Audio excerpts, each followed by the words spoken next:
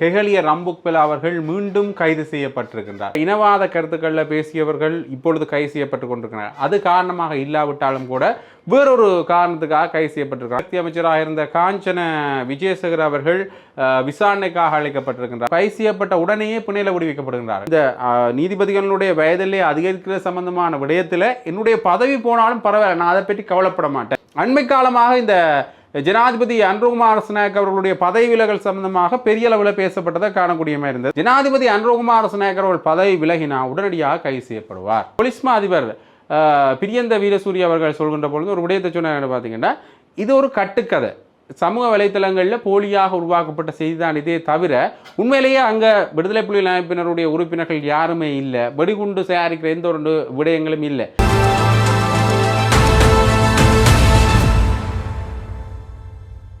ஜெஃப்னாபடியன் சொந்தங்களுக்கு வணக்கம். இந்த கைதுகள் என்றது அடிக்கடி நிகழ்ந்து கொண்டிருக்கின்றது. அது எதற்காக நிகழ்கின்றது?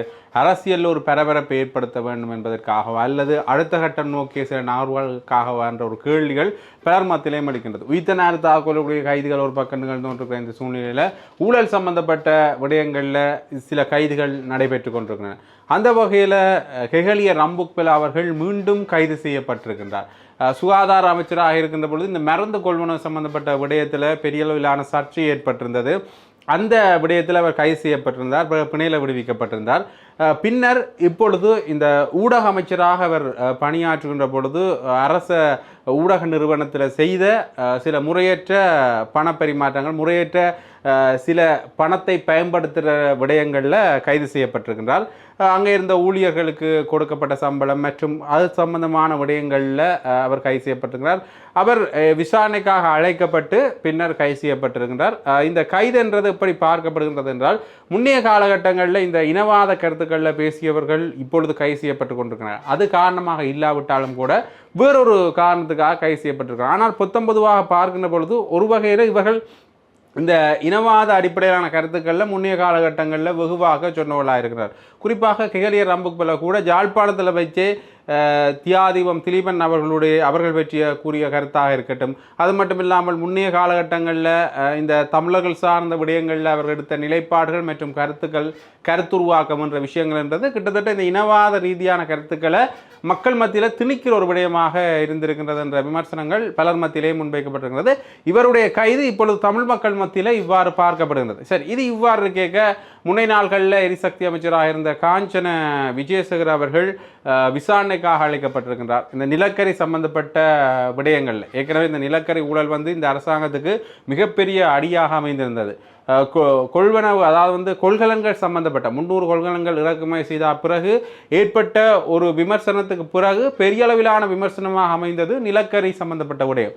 இந்த நிலக்கரி சம்பந்தப்பட்ட ஊழலோட பல விடயங்கள் தொடர்பட்டிருந்ததை காணக்கூடிய மாதிரி இருக்கிறது. குறிப்பாக இந்த எரிபொருள் உலக சந்தையில் விலை குறைஞ்சா பிறகும் எங்களுடைய நாட்டில் விலை குறையாமல் இருக்கிறதுக்கு பிரதானமான காரணமாக இருக்கிறது பெரிய அளவிலான இந்த எரிபொருள் கொள்வனவு அவர்கள் மேற்கொண்டிருந்தார்கள், விலை அதிகமாக இருக்கே. அப்படியான இந்த எரிபொருள் கொள்வனவு மேற்கொள்வதற்கான காரணம் என்று பார்த்தீங்கன்னா இந்த தரமற்ற நிலக்கரி அதிகம் இவர்கள் கொள்வனவு செய்ததன் காரணத்தினால அதன் மூலமாக இந்த மின்சாரத்தை பெற்றுக்கொள்வதில் ஏற்பட்ட சிக்கல், அவர்கள் மீண்டுமே அதிகளவான இந்த எரிபொருளை பயன்படுத்துறதுக்கான சூழல் ஏற்பட்டது. அப்போ அதால் இவர்கள் அதிகளவில் எரிபொருளை கொள்வனவு செய்ய வேண்டிய சூழல். இன்னுமே இந்த எரிபொருளுடைய விலை பெரிய அளவில் குறைக்கப்படாமல் இருக்கிறதுக்கான காரணமும் அதுவாகத்தான் இருக்கின்றது. இந்த விடயம் தெரிஞ்சோடனே பெரிய அளவிலான விமர்சனங்கள் முன்வைக்கப்பட்டிருந்தன. ஏன் இந்த அரசாங்கத்தில் இருந்து கூட பல பதவி விலகல்கள் நடந்ததை நீங்கள் கடந்த கால செய்திகளில் கூட பார்த்திருப்பீர்கள். ஆகவே அந்த அளவுக்கு பெரிய அளவு பேசப்பட்ட ஒரு நிலக்கரி ஊழல் சம்பந்தமான விடயத்தில் வாக்குமூலம் கொடுப்பதற்காகத்தான் இவர் விசாரணைக்கு அழைக்கப்பட்டிருக்கின்றார். முன்னைய காலகட்டங்கள், அதாவது இவர்கள் ஆட்சியில் இருக்கின்ற பொழுது, இவர் எரிசக்தியாக அமைச்சிருக்கின்ற பொழுது இந்த நிலக்கரி சம்பந்தமான விடயங்கள், அது கொள்வனவு செய்கின்ற பொழுது என்னென்ன திட்டமிடல்கள் எல்லாம் முன்னெடுக்கப்பட்டன என்பது தொடர்பான வாக்குமூலங்கள் அவர்கிட்ட கேட்டறியப்படலாம் என்று எதிர்ப்பு கூறப்படுகின்றது. ஆகவே தொடர் கைதுகள் எப்படி நடைபெறுகின்றது என்றால் வாக்குமூலம் அளிப்பதற்காக கொண்டு செல்லப்படுகின்றார்கள், அடுத்ததாக கைது செய்யப்படுகிறது. கைதுகளும் எப்படி இருக்கின்றது என்றால் அடுத்த கட்டமான பிணையாகத்தான் இருக்கின்றது. ஒரு சில கைதுகள் மட்டும்தான் இன்றளவிலும் நீடித்து கொண்டிருக்கின்றன. குறிப்பாக பிள்ளையானாக இருக்கட்டும், சுரேசிலையாக இருக்கட்டும். காரணம் என்று பார்த்தீங்கன்னா அவர்களுடைய கைதினுடைய வீச்சு அதிகமாக இருக்கிறது, அவர்கள் செய்த விடயத்தினுடைய வீச்சு அதிகமாக இருக்கின்றது. பிள்ளையான் மேல 5 வழக்குகள் தாக்கல் செய்யப்பட்டிருக்கின்றன, அது தொடர்பான விசாரணைகள் நீண்டு கொண்டிருக்கின்றது. சுரேசிலை கைது செய்யப்பட்டதற்கான பிரதானமான காரணம் உயிர்த்த தாக்குதல் என்கின்ற ஒரு பெரும்படையம். ஆனால் ஜோசியர் ராஜபக்சவாக இருக்கட்டும், வசந்த கருணாகுடவாக இருக்கட்டும், சாகர ஆரியவசமாக இருக்கட்டும், கைது செய்யப்பட்ட உடனேயே பிணையில் விடுவிக்கப்படுகின்றார்கள். காரணம் என்று பார்த்தீங்கன்னா அவர்களுடைய வழக்கினுடைய வீச்சு குறைவாக இருக்கின்றது, அவர்கள் கைது செய்யப்பட்ட குற்றத்தினுடைய வீச்சு குறைவாக இருக்கிறது. இருந்தாலும் கூட ஒரு சிலர் கைது செய்யப்பட்டு உடனே பிணையில் விடுவிக்கப்படுறது ஒரு அசம்பந்த போக்காக இருக்கின்றது, அல்லது ஒரு அதிருப்தி அளிக்கின்ற ஒரு விடயமாக மக்கள் மத்தியில் போய் சேருகின்றது என்றால் உடனே பிணையண்டேக்கு அங்கே ஒரு எதற்காக இந்த கைது என்ற ஒரு கேள்வி எழுகின்றது. ஆகவே இப்படியான விமர்சனங்கள் முன்வைக்கப்படுற இந்த பின்னணியில் மீண்டும் இந்த ஹெகலிய ரம்புக்விலனுடைய கைது பெரிய அளவில் பேசப்படுகின்ற ஒரு விடயமாக இருக்கிறது. முன்னர் அவர் சுகாதார அமைச்சராக இருந்த பொழுது இந்த மருந்து இறக்குமதி சம்பந்தமான விடயத்தில் கைது செய்யப்பட்டதில் அவர் பெரிய அளவு சிக்கல்களை சந்திக்க நேர்ந்தது. இதில் அவருடைய குடும்பத்தினர் சிலர் அசௌகரியங்களை மேற்கொண்டிருந்தார்கள். அது மட்டும் இல்லாமல் இந்த வலைப்பின்னல் யாரோட தொடர்பட்டதாக இருக்கின்றது, அப்பொழுது ஜனாதிபதியாக இருந்தவர்கள் அல்லது அப்பொழுது அமைச்சரவை தீர்மானங்கள் நிறைவேற்றுகின்ற பொழுது இந்த விடயங்கள் சரியாக பார்க்கப்படவில்லையா என்ற விசாரணைகள் பெரிய அளவில் முடுக்கிவிடப்பட்டதை காணக்கூடிய மாதிரி இருந்தது. இப்பொழுது மீண்டும் இவர் கைது செய்யப்பட்டிருக்கார். இதுவும் பெரிய அளவிலான ஒரு ஊழல் குற்றச்சாட்டு. அப்போ இந்த ஊழல் குற்றச்சாட்டினுடைய அடுத்த கட்ட விசாரணைகள் எவ்வாறு அமைய போன்றது என்ற ஒரு கேள்வி பெரிய அளவிலான கேள்வியாக எழுந்திருக்கின்றது. தொடர்ந்துமே அடுத்த கட்ட நகர்வுகள் வீச்சுக்கள் என்றது நடந்து கொண்டே இருக்கின்றது. இந்த பின்னணியில் இது இவ்வாறு கேட்க இந்த ஜனாதிபதி அனுரகுமார சனாயக்க சம்பந்தமான விடயங்களும் தொடர்ந்து பேசுபொருளாக இருக்கின்றது. என்னென்னு பார்த்தீங்கன்னா இந்த சட்டத்தன்னிகள் சந்திப்பொண்டு ஜனாதிபதி அனுரகுமார சனாயக்கரோடு நடந்தது. அதில் என்ன விஷயம் பேசப்பட்டது என்றால் இந்த சட்டத்தன்னிகள் சம்பந்தப்பட்ட விடயத்தில் அவர்கள்ட்ட இருந்து வந்த பேசுபொருள் என்னென்னா இந்த நீதிபதிகளினுடைய வயதில்லை அதிகரித்தல் சம்பந்தமான விடயத்தை தன்னிச்சையாகவே ஜனாதிபதி அனுரகுமார சனாயக்க அவர்கள் முடிவெடுக்கின்றாரோ, சில முடிவுகளை முன்னைய ஆட்சியாளர்கள் எடுத்ததால் தான் அவர்கள் இப்போ ஆட்சியை விட்டு போயிருக்கின்றார்கள், மக்களால் விரட்டப்பட்டிருக்கின்றார்கள் என்ற விடயத்தை உப்புள் என்கின்ற ஒரு சட்டத்தண்ணி அவர்கள் ஜனாதிபதி அனுரகுமார சனாயக்க அவர்களுக்கு தெரிவித்திருக்கிறார். என்ன விடயம் என்று பார்த்தீங்கன்னா இந்த செயற்கை உரங்களை இறக்குமதி செய்கிறத ஒரு நிறுத்தினதால் கோட்டபாய ராஜபக்ச அவர்கள் இந்த விடயத்தை கலந்துரையாடாமல் பெரியளவு கலந்துரையாடல்களை மேற்கொள்ளாமல் தன்னிச்சையாக மேற்கொண்டார் என்ற விமர்சனங்கள் முன்வைக்கப்பட்டிருந்தன. இருந்தாலும் அப்படியான விடயங்களை அவர் மேற்கொண்டதால் தான் அவர் ஆட்சியிலிருந்து கலைக்கப்பட்டிருந்தார் என்கின்ற ஒரு உதாரணத்தை காட்டி ஜனாதிபதி அனுரகுமார சனாயக்க அவர்களுக்கு இந்த விடயத்தை சொல்லியிருந்தார். இப்படி நீங்களும் உங்களுடைய ஆட்சியில் இந்த விடயங்களை மேற்கொள்கின்றீர்கள், அதாவது நீதிபதிகளுடைய வயதெல்லைகள் அதிகரிக்கப்படுகின்றது என்ற விடயங்கள் சொல்லியிருக்காங்க. ஆகவே இது பெரியளவு கலந்துரையாடல்கள் அமைச்சரவை தீர்மானம் என்றதெல்லாம் மேற்கொள்ளப்பட்டிருந்தது. ஆனால் இந்த விஷயம் தொடர்பாக பார்க்கின்ற பொழுது ஜனாதிபதி அனுரகுமார சனாயக்க அவர்கள் உடனடியாகவே சொல்லியிருந்தார். என்ன விடயம் என்று பார்த்தீங்கன்னா இந்த விடயங்கள், அதாவது இந்த நீதிபதிகளுடைய வயதிலே அதிகரிக்கிற சம்பந்தமான விடயத்தில் என்னுடைய பதவி போனாலும் பரவாயில்ல, நான் அதை பற்றி கவலைப்பட மாட்டேன், மக்கள் சார்பாக நின்று மக்களுக்கு சேவை ஆற்றுவதான் எங்களுடைய நோக்கமே தவிர நாங்கள் பதவி நிலைகளில் இருக்கணும் என்று எப்போதும் ஆசைப்பட்டதில்லை என்ற விஷயத்தை சொல்லியிருந்தார். அதே மாதிரி தேசிய மக்கள் சக்தி சார்பிலிருந்து இன்னொரு விடயத்தையும் தெரிவித்திருந்தார். இது ஜனாதிபதி சொல்லவில்லை, அவர்கள் சார்பாக பேசப்பட்ட விடயம் என்று பார்த்தீங்கன்னா டில்வின் சில்வா அவர்கள் இப்போ எந்த ஒரு அரசு பதவியிலையும் இல்லை, இருந்தாலும் அவர் அரசியலில் இருந்து கொண்டே இருக்கிறார். அதே மாதிரி தான் ஜனாதிபதி என்ற விஷயங்கள் பேசப்படுது. ஆகவே அண்மை காலமாக இந்த ஜனாதிபதி அனுரகுமார சனாயக்க அவர்களுடைய பதவி விலகல் சம்பந்தமாக பெரிய அளவில் பேசப்பட்டதை காணக்கூடிய மாதிரி இருந்தது. அவரே சொன்னபடியா அப்போ இது சம்பந்தமாக பாராளுமன்ற உறுப்பினர் SM மரிக்கார் பேசுகின்ற பொழுது ஒரு விடயத்தை சொல்லியிருந்தாங்க. ஜனாதிபதி அனுரகுமார சனாயக்க அவர்கள் இந்த விஷயத்தெல்லாம் பேசுகிறது மக்கள் அனுதாபத்தைப்படுறதுக்காகத்தான், நான் பதவியிலேருந்து விலகப்போறேன்னு சொல்லிட்டு எல்லாம் இப்படியான ஒரு நிலைப்பாட்டை வச்சுக்கொண்டே தவிர இதை நாங்கள் பெரிதுபடுத்த வேண்டிய நோக்கம் இல்லை, இதுவும் ஒரு அரசியல் நகர்வு தான் என்ற விடயத்தை அவர் தெரிவித்திருந்தார். அதே மாதிரி உதயகம்மன்பில் அவர்கள் இன்றைய தெரிவித்திருக்கிறார் என்று பார்த்தீங்கன்னா ஜனாதிபதி அனுரகுமார சனாயக்க அவர்கள் பதவி விலகினா உடனடியாக கைது செய்யப்படுவார்.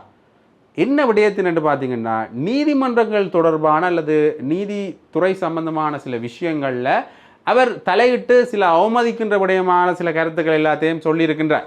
ஆகவே அந்த விடயத்தின் அடிப்படையில் அவர் கைது செய்யப்படுவதற்கான வாய்ப்புகள் இருக்கின்றது என்று அவர் தெரிவித்திருக்கார். அப்போ உடனடியாக பதவியில் உடனே கைது நடவடிக்கை மேற்கொள்ளப்படலாம் என்ற விஷயம் பேசப்படுகின்றது. ஏற்கனவே இந்த முன்னைநாள் ஜனாதிபதிகளை கைது செய்கிறது என்றது ஒரு சிக்கல் நிலைமையாகவே இருந்து வருகின்றது. கோட்டபாய ராஜபக்சவுக்கு ஒரு நீதிமன்ற தீர்ப்பொன்று அளிச்சிருந்தது, இருந்தாலும் அவரை கைது செய்ய முடியாமல் இருக்கின்றது.